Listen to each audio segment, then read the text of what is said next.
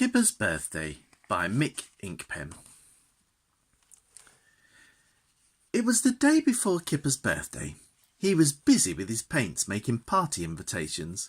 In large letters he painted, "Please come to my birthday party tomorrow at 12 o'clock. Don't be late." He hung them up to dry and he sat about making a cake. Kipper had not made a cake before. He put some currants and eggs and currants and flour and sugar and currants into a bowl, and then he stirred the mixture until his arm ached.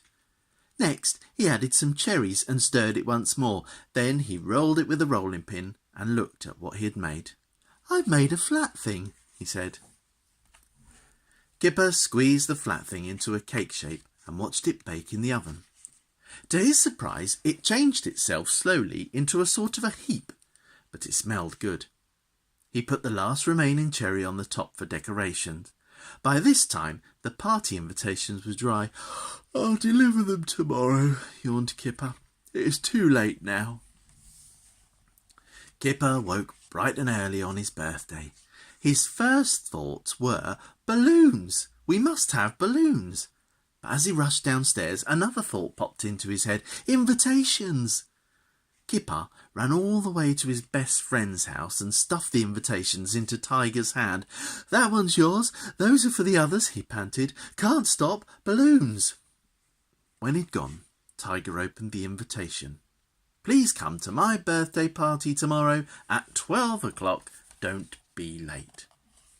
At 12 o'clock, Kipper carefully placed his cake on the table and sat down to wait for a knock at the door.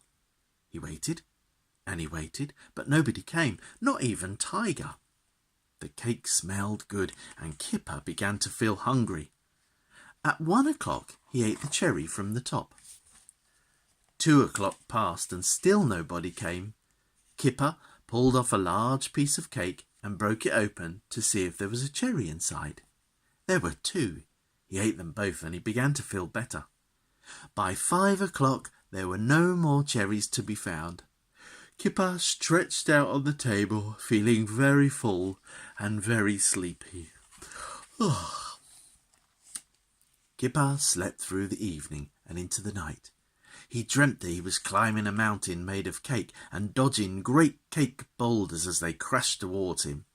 Even when the sun streamed through his window the next morning, he did not wake but snored peacefully on until noon, when he was woken by a knock at the door.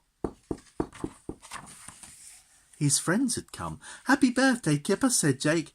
"Happy birthday, Kipper," said Holly. "And many happy returns," said Tiger. Kipper blinked and rubbed his eyes. "But my birthday was yesterday," he said sleepily. They looked at the invitation. "Please come to my birthday party tomorrow at 12 o'clock. Don't be late." Kipper looked puzzled. "So my birthday's not until tomorrow," he said. "We haven't missed it after all." No, said Tiger. "Your birthday must have been tomorrow, the day before yesterday." Kipper looked puzzled again. Tiger went on. "So yesterday it would have been today, but today it was yesterday. Do you see?" Kipper did not see. His brain was beginning to ache, so he said, "Cake, anyone?" And then he remembered that he had eaten it. "Never mind," said Tiger. "Why don't you open your presents?" The presents seemed a bit odd. The first was a napkin from Jake. The second were some candles from Holly.